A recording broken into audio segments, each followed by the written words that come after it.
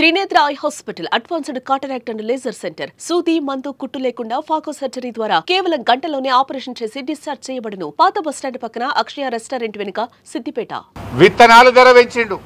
జనుము విత్తనాలు, జిలుగు విత్తనాలు, పత్తి విత్తనాలు, రైతులు వాడే విత్తనాల ధరలు పెంచిండు కానీ రైతుకు రుణమాఫీ చేయలేదు. బస్సు టికెట్లు పెంచిండు కానీ అక్కా చెల్లెలకు ఇస్తాన్న మహాలక్ష్మి పథకాన్ని అమలు చేయలేదు. మెహదీపట్నం నుంచి సికింద్రాబాద్ పోతే ఇంతకుముందు 25 రూపాయల టికెట్ ఉండే, ఇవాళ 35 రూపాయలు చేసిండు. ఈసీఐఎల్ నుంచి సికింద్రాబాద్ పోతే ఇంతకుముందు 20 రూపాయల టికెట్ ఉండే, ఇవాళ 30 రూపాయలు చేసిండు.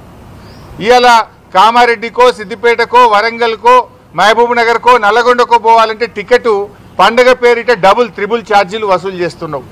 ఇది ఎక్కడి ప్రజాస్వామ్యము? రేవంత్ రెడ్డి ఇవాళ ఏంటంటే మెట్రో రైలును ప్రభుత్వ పరం చేసుకున్నాడు. ఇప్పుడు మెట్రో గవర్నమెంట్ అయింది కదా, అంటే రేవంత్ రెడ్డి ఇక టికెట్ల ధరలు పెంచితే ఎవడు ఆర్టీసీ బస్సు ఎక్కడు, మెట్రో ఎక్కాలని అని కుట్ర. మెట్రో పేరు మీద ఉన్న 250 ఎకరాలు అమ్ముకో కమిషన్లు తన అనుయాయులకు కట్టబెట్టాలి. ఇక మెట్రోను ఆగం చేస్తావు. ఇప్పుడు ఆర్టీసీని ఆగం అయిపోయింది. ఇలా బీఆర్ఎస్ ప్రభుత్వం ఉన్నప్పుడు ఆర్టీసీ కార్మికుల సంక్షేమం కోసం బీఆర్ఎస్ పాలనలో 9,000 కోట్ల రూపాయలు రాష్ట్ర ప్రభుత్వం నుంచి గ్రాంట్గా ఇచ్చాం. కానీ రేవంత్ రెడ్డి పాలనలో ఏం చేస్తున్నారు? మహాలక్ష్మి డబ్బులు కూడా ఇవ్వట్లేదు. మహాలక్ష్మి కింద నెలకు 330 కోట్లు ఇస్తామన్నారు కదా, ఇప్పుడు 3 నెలలు 4 నెలల బకాయి పడ్డది. మహాలక్ష్మి డబ్బులు కూడా రావడం లేదు. కాగితాల మీద లాభాల్లో ఉందంటున్నారు. కార్మికులకు రావాల్సిన డబ్బులేమో ఇస్తలేరు. రిటైర్మెంట్ డబ్బులు రావట్లే కార్మికులకు రావాల్సినటువంటి పిఎఫ్ బకాయిలు రావడం లేదు. సిసిఎస్ డబ్బులు రావడం లేదు. కార్మికులకు పిఆర్సీ సవరణ రావడం లేదు.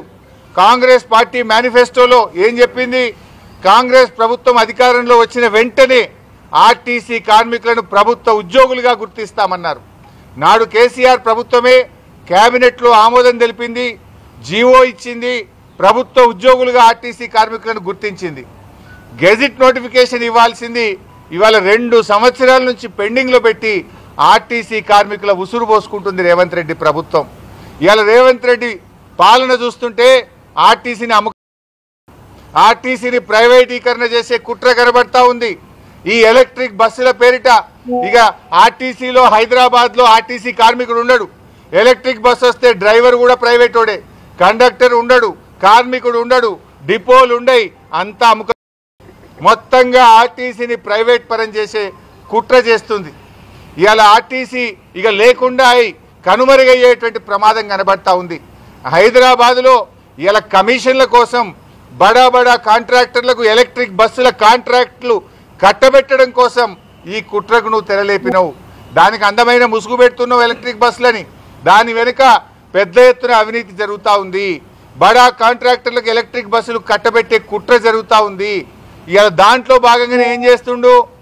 ఎట్లా ఎలక్ట్రిక్ బస్సులే ఆర్టీసీ బస్సులు ఉండేవి కనుక ఉప్పల్ మియాపూర్లో ఉండేటువంటి వర్క్షాప్లను ఇలా అమ్మేస్తుండు రేవంత్ రెడ్డి.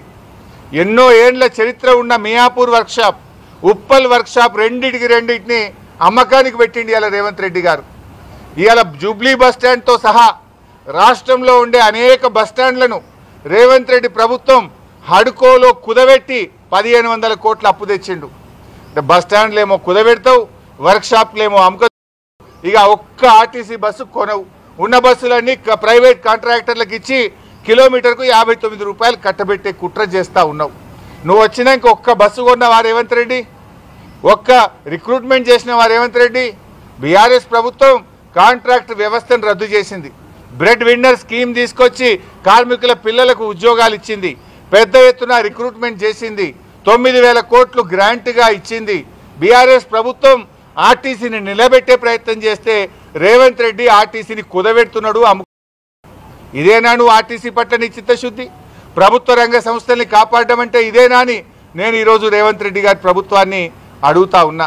ముఖ్యంగా ఇలా కార్గో విషయంలో కేసీఆర్ గారు ఆర్టీసీని లాభాల బాట పట్టించాలని ఆర్టీసీలో కార్గో వ్యవస్థను స్టార్ట్ చేశారు. దానివల్ల సంవత్సరానికి 100 కోట్ల రూపాయల ఆదాయం వస్తూ ఉంది. ఇవాళ కార్గోను కూడా రేవంత్ రెడ్డి కన్నుబడ్డది. ఆ కార్గోను తమ అనుయాయులకు కట్టబెడుతున్నాడు. అడ్డికి పావు షేర్కు ఇవాళ ఆ కార్గోను అమ్మకదొబ్బి ప్రైవేట్ వాళ్ళ చేతుల పరం చేస్తూ ఉన్నాడు. అంటే ఆర్టీసీకి లాభాలు రావడం, ఆర్టీసీ బాగుపడడం, ఆర్టీసీ కార్మికులు బాగుండడం రేవంత్ రెడ్డి ప్రభుత్వానికి ఇష్టం లేదు.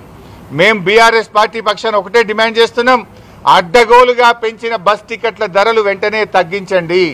ఆర్టీసీకి ప్రభుత్వ పరంగా ఇవ్వాల్సిన బకాయిలు ఇవ్వండి. గతంలో బీఆర్ఎస్ ప్రభుత్వం ప్రతి ఏడాది ఆర్టీసీకి బడ్జెట్లో 1500 కోట్లు పెట్టి 1500 కోట్లు గ్రాంట్గా మేము ఆర్టీసీకి ఇచ్చాం. ఆ రకంగా ఆర్టీసీని కాపాడాలి, కానీ పేద ప్రజల మీద భారం వేయొద్దు, పేదల నడ్డీ విరిచొద్దు. నువ్వు అడ్డగోలుగా టికెట్ల ధరలు పెంచి కమిషన్లు దంచుడు కాదు రేవంత్ రెడ్డి, పేదల కోసం పనిచేయి. ప్రజాస్వామ్యంలో అరెస్టులకు తావు లేదు. నిరసన అనేది ప్రజాస్వామ్యం, ప్రజలకు మన రాజ్యాంగం కల్పించినటువంటి హక్కు. ఈరోజు రాహుల్ గాంధీ ఏమంటాడు, మాటల్లో రాజ్యాంగ రక్షణ. రాహుల్ గాంధీ గారు, నీ మాటల్లోనే రాజ్యాంగ రక్షణ కనబడుతుంది, కానీ నీ ముఖ్యమంత్రి రేవంత్ రెడ్డి పాలనలో రాజ్యాంగ భక్షణ జరుగుతూ ఉంది రాష్ట్రంలో. నువ్వు ఒక్కసారి రివ్యూ చేయి, నీ 6 గ్యారెంటీలు ఏడబోయింది, నీ 7వ గ్యారెంటీ ఏడబోయింది. ఇవాళటికి నన్ను ఈ ఇంట్లో ఎన్నిసార్లు హౌస్ అరెస్ట్ చేస్తారు? ఇదన్న మొదటిసారా? ఎప్పుడు బీఆర్ఎస్ పార్టీ ప్రజల పక్షాన ప్రశ్నిస్తే, ప్రజల పక్షాన పోరాడితే ప్రతిసారి అరెస్టులు చేయడం, మమ్మల్ని హౌస్ అరెస్టు చేయడం, అక్రమ నిర్బంధాలు, అక్రమ కేసులు, మా ఇళ్ల మీద దాడులు చేసుడు. ఇదేనా ప్రజాస్వామ్యం అని నేను రాహుల్ గాంధీ గారిని ప్రశ్నిస్తా ఉన్నా. ఇప్పటికైనా ఆర్టీసీ పెంచిన ధరలు, ఇవాళ టోల్ గేట్ల పేరిట కానీ, పండగల పేరిట జరుగుతున్న దోపిడీ కానీ, రౌండ్ ఫిగర్ పేరిట జరుగుతున్న దోపిడీ కానీ, సిటీ బస్సుల్లో పెరిగినటువంటి అన్ని కూడా ఉపసంహరించుకోవాలని, ఈ ఆర్టీసీని లాభాల బాటలో నడిపించాలని, ఆర్టీసీకి ప్రభుత్వం గ్రాంట్గా ఇవ్వాలని, ఆర్టీసీ కార్మికులను ప్రభుత్వ ఉద్యోగులుగా గుర్తించాలని, ఆర్టీసీకి మహాలక్ష్మి బకాయిలన్నీ కూడా వెంటనే విడుదల చేయాలని, ఆర్టీసీ ఉద్యోగులకు ప్రమోషన్లను పూర్తి చేయాలని మేము ప్రభుత్వాన్ని డిమాండ్ చేస్తున్నాం.